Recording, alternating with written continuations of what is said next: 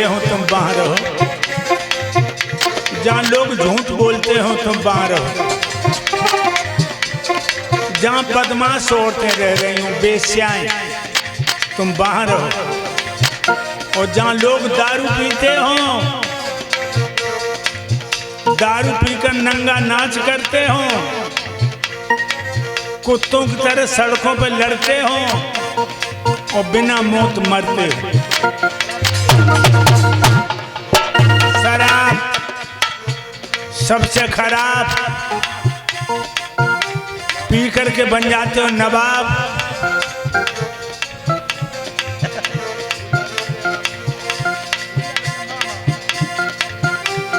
मेरे भैया जिस जगह दूसरे के धन पर कसकरदन सेंध लगाते हो, जिस जगह तो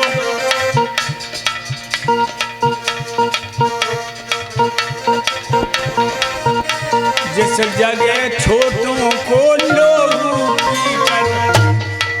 गुंडा प्यास बुझाते हो,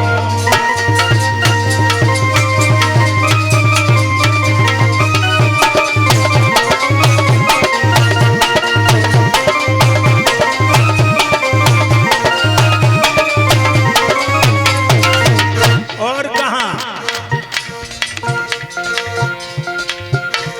उस द्वार पर जाकर के बैठो, भाई का दुश्मन भाई हो, उस आंगन में जाकर रहना जहां सास और बहू में लड़ाई हो।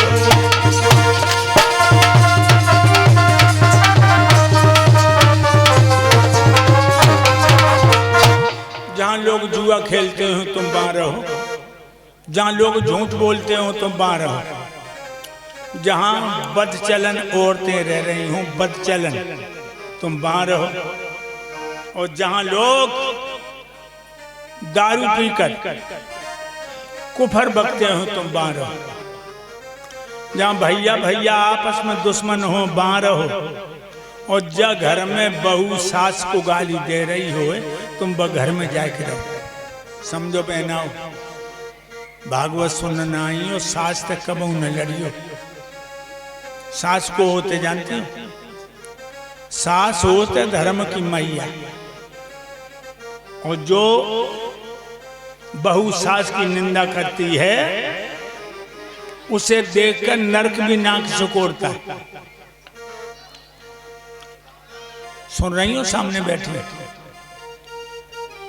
ये जितनी घूंघट वाली बैठी हैं सोच लें, अगर सास से तुम लड़े हो तो निश्चित है नरक में पड़े हो और बिना मौत मरे हो। ध्यान रखो। और जितनी सासें बैठी हैं वो बहू को अपनी बेटी की तरह से रखें, उनको कभी कष्ट नहीं होगा। कलयुग बोलो महाराज, जितनी जगह बताई सब गलते गलत बताई, अच्छी तो एक भी नहीं बताई। कहने लगे जाओ कंचनम सबासनम यथा, तुम सोने में और बास करो। उसी समय गाय रूपी पृथ्वी पृथ्वी में हो गई, बैल रूपी धर्म परीक्षित के हृदय में समा गए। कलयुग ने छलांग लगाई, परीक्षित के मुकुट में सोनो जड़ो, बस सोए में पहुंचो। घर आ गई परीक्षित। एक दिन उन्होंने सोचा कि हमारे जो बाबा पंडवा मर गए, इनके कोष का निरीक्षण करें, कोई विशेष वस्तु है। खजाने को देखा, एक काठ को डिब्बा मिल गया, पर डिब्बा को खोला तो उसमें सोने का जड़ा हुआ मुकुट निकला। वो मुकुट किसका था? मगध के राजा जरासंध का था।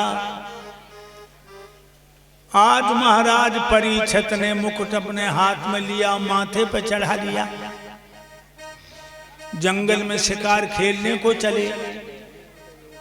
जेठ का महीना है, भयंकर लूह चल रही है। परीक्षित को प्यास लगी और घोड़े प्यासो। महाराज परीक्षित ने उसी वक्त अपने घोड़े को आगे बढ़ा दिया। ऊपर से सूरज की जलन, नीचे से धरती की तपन, बड़ा परेशानी आ गई। और महाराज समीप आश्रम में पहुंचे, समीप ऋषि के आश्रम में। उस समय महात्मा समीप भजन कर रहे हैं, दोपहर का समय।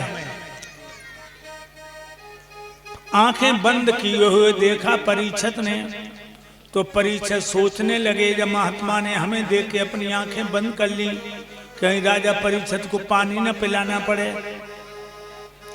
बुदबुदाने लगा, ठीक है तू आंखें बंद कर लेता, मैं काना होता, मैं काना होता, एक कुरूप होता, धरती पर निसंतान होता, हमें अभिमान होता, तो तू आंखें बंद कर लेता।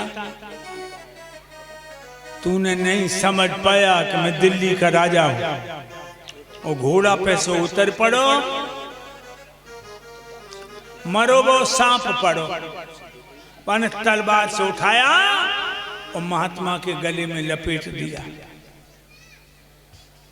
उसे नहीं मालूम है कि इस पर्दे में हमारी मौत मुस्कुरा रही है। चला गया। मेरे प्यारे भक्तों, समीप ऋषि का बेटा श्रृंगी ऋषि नदी में स्नान कर रहा था। महात्माओं के पुत्रों ने जाकर के बताया कि हे भैया, तुम तो नहाने में लगे हो, तुम्हारे बूढ़े बाप के गले में दिल्ली का राजा परीक्षित मरा हुआ सर्प डाल गया। जो ये बात सुनी श्रृंगी ने,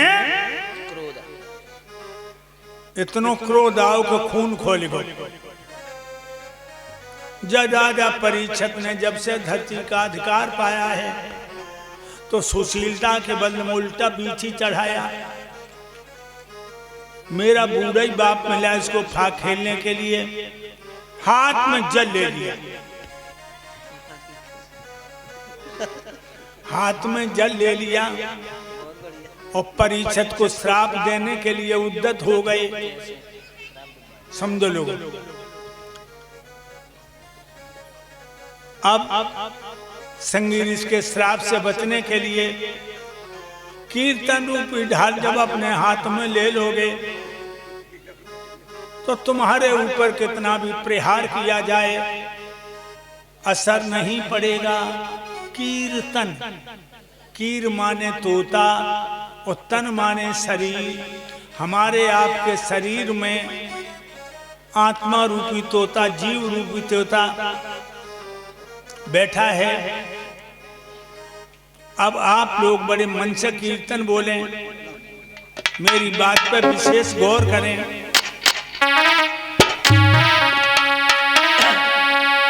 अरे मन नाहिले मूरख बावरिया, सत्संग सुधा सागरों में मन